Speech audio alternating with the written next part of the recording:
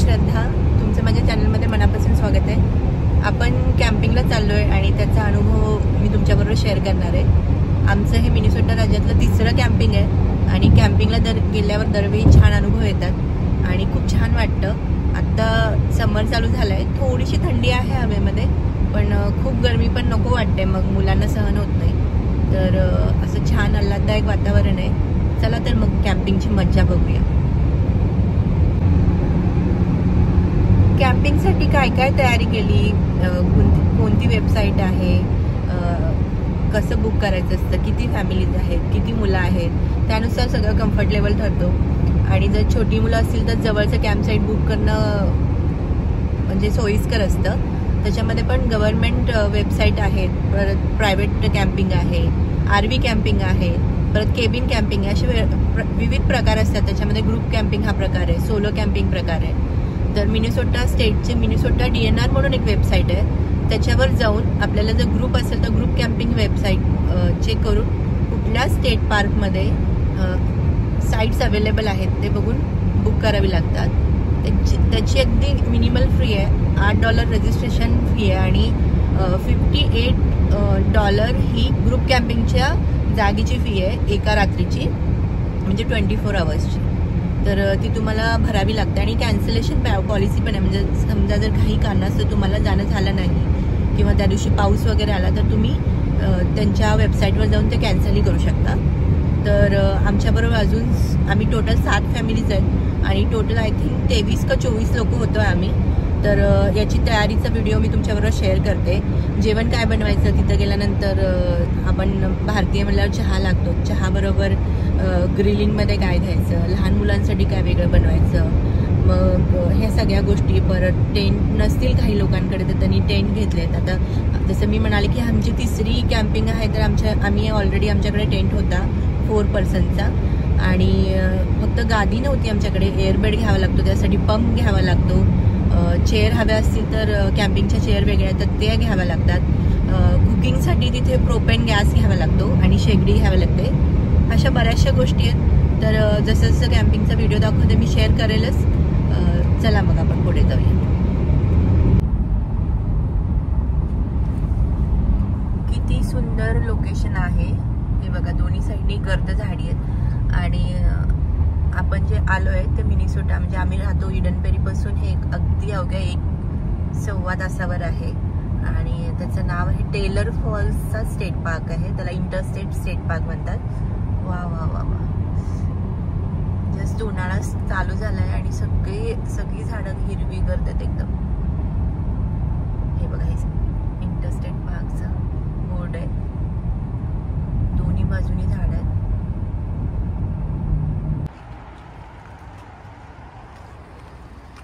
इथे आपण थांबलोय, पार्किंग आहे आणि हे जे ऑफिस आहे तिथं तुमचं स्टेट पार्कचं एक परमिट लागतं येण्यासाठी, ते आहे। आणि बाकी कॅम्पिंगचं रिझर्वेशनचं पण सुजन आता जाऊन चौकशी करतील तिथे ऑफिसमध्ये।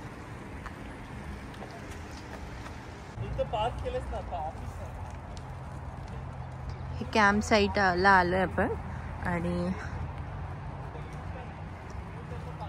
हे सेंट क्रॉइक्स रिव्हर, आपलं कॅम्प ग्राउंड इथे असणार आहे कुठे, नाही हे ग्रुप कॅम्प इथे आहे आपलं आणि आपण इथेच आहे। ओके, आणि हे असे ग्रुप कॅम्पिंगसाठी कार्ड ठेवलेत त्यांनी सामान न्यायला, मग कोड दिलाय आणि कोड टाकल्यानंतरच हे ओपन होईल।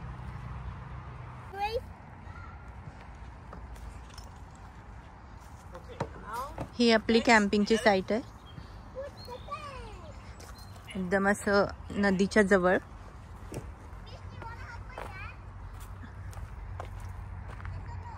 पाच हे दिलेत आपल्याला टेबल्स। हो आले।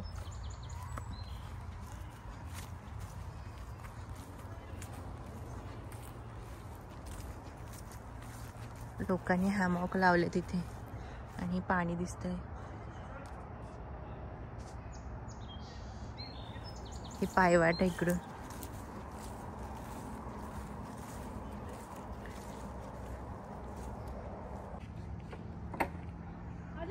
खूप सुंदर उंच झाड आहेत. हे बघा.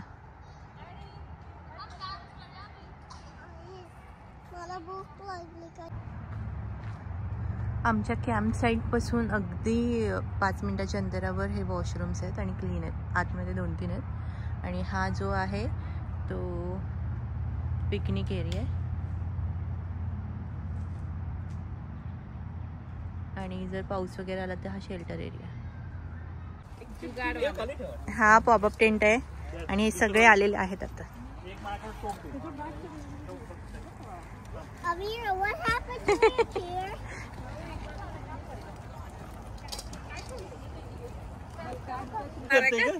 मी म्हणलं हेल्प करू का, तुम्ही करू देत नाही तर मी काय करू.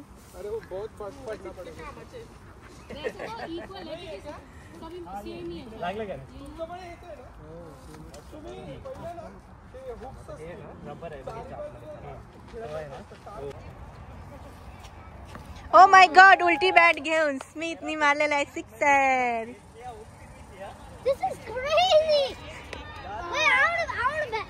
Oh my God.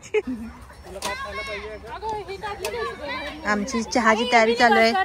स्मिता देत आणि तिकडे मोना स्वतःसाठी स्पेशल कॉफी बनवते. स्पेशल कॉफी बन रही है बाबा मोना की. हे आमचे सगळ्यांचे टेंट लावून झालेत. 7 फॅमिलीचे 7 टेंट आहे आणि एक एक्स्ट्रा मुलांसाठी छोटा टेंट. सामान खूप आहे. आणि इथं फोटोशूट चालू आहे असं. आता बायको शिवाय खाते. आणि हा लहान मुलांसाठी असंच टेंट लावून ठेवलाय. ते उगीच टेंट मध्ये जाऊन मच्छर घेऊन जातात आतमध्ये.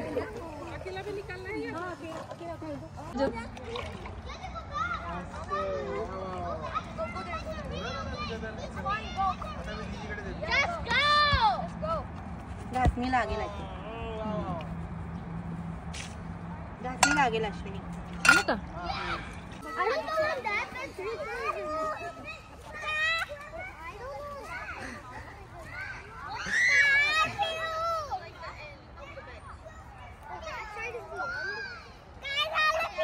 ए घे ना बॉल रू, घे ना.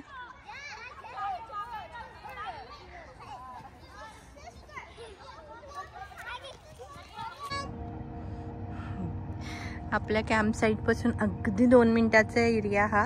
लहान मुलांना दाखवला नाहीये कारण पाण्यात जातील म्हणून. आणि खूप जवळ आहे नदी ही सेंट क्रॉईस. आणि त्याच्यावर ही बोट, ही चालली जी बोट ते फॉल ट्रिप मध्ये ही बोट आहे ना, ते सिनिक ड्राईव्ह करवते पूर्ण सेंट क्रॉईक्स नदीचं. हे बघा, ही सेंट क्रॉईक्स नदी आहे.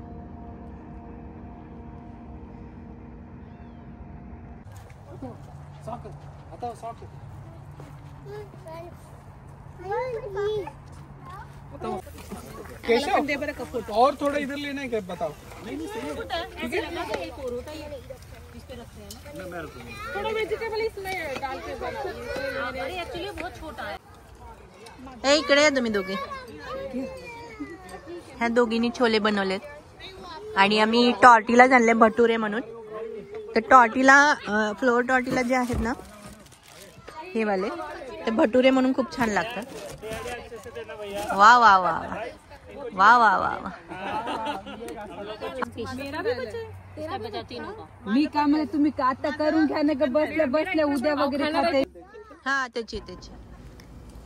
रात्री छोले आणि भटुरे खाल्ल्यानंतर काहींचं जेवण चालू आहे अजून. आणि त्याच्यानंतर आम्ही गाण्याच्या भेंड्या खेळल्या आणि काही अशाच फनी स्टोरीज एक्सचेंज केला. झोपायला सगळ्यांना 2-3 वाजल्या. 1-2 तासातच परत सकाळी उठून सगळे कामाला लागले. पण मला घालायला आणि काढायला मी कॉलेजमध्ये होते ना, म्हणजे जॉब करत होते त्यावेळी मी रोज लेन्स वापरायची.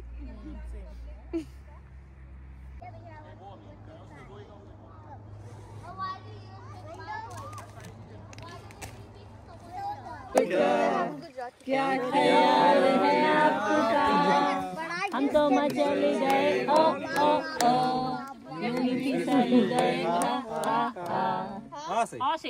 सगळीकडे पण माझ्याकडे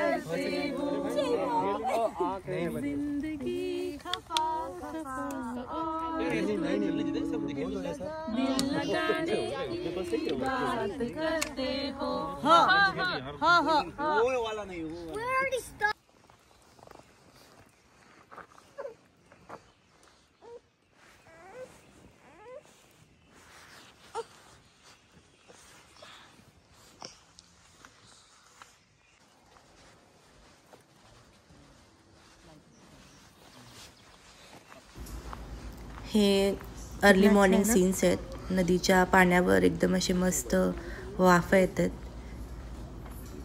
आणि तिकडे सूर्योदय होतोय आणि पक्ष्यांचा आवाज खूप छान वाटत होता.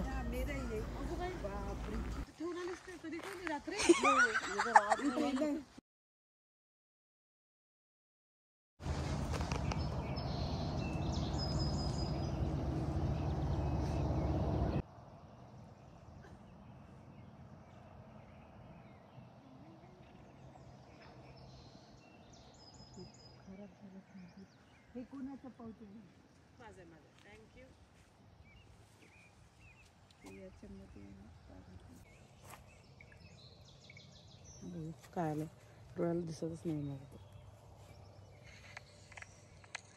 आपण दिसतच नाहीये.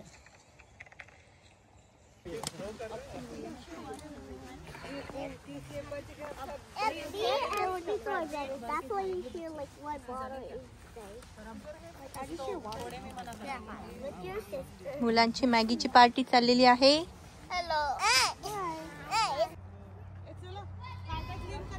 सगळ्यांचे टेंट काढून झालेले आहेत. 10-11 वाजत आलेले आहेत आणि आपल्याला सगळं टेंट काढल्यानंतर क्लीनअप करावं लागतं. ते करतात लास्टचं.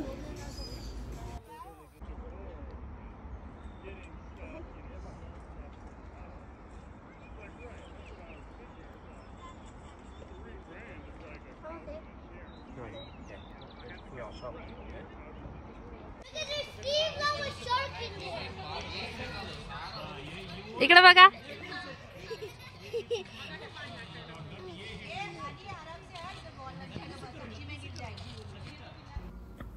अशा प्रकारे आमची कॅम्पिंग खूप छान सुंदर आणि शॉर्टमध्ये झालेली आहे. खूप साऱ्या मेमरीज देऊन गेली. 7 फॅमिलीज होत्या. खूप मुलं होती. छोटी मुलं होती. त्यांनी खूप एन्जॉय केलं. मातीमध्ये खूप खेळत होता स्मित आणि जेवण पण मस्त झालं होतं. सकाळी मी पोहे बनवले होते नाश्त्याला. तुम्हाला कशी वाटली आमची कॅम्पिंग नक्की कळवा. धन्यवाद.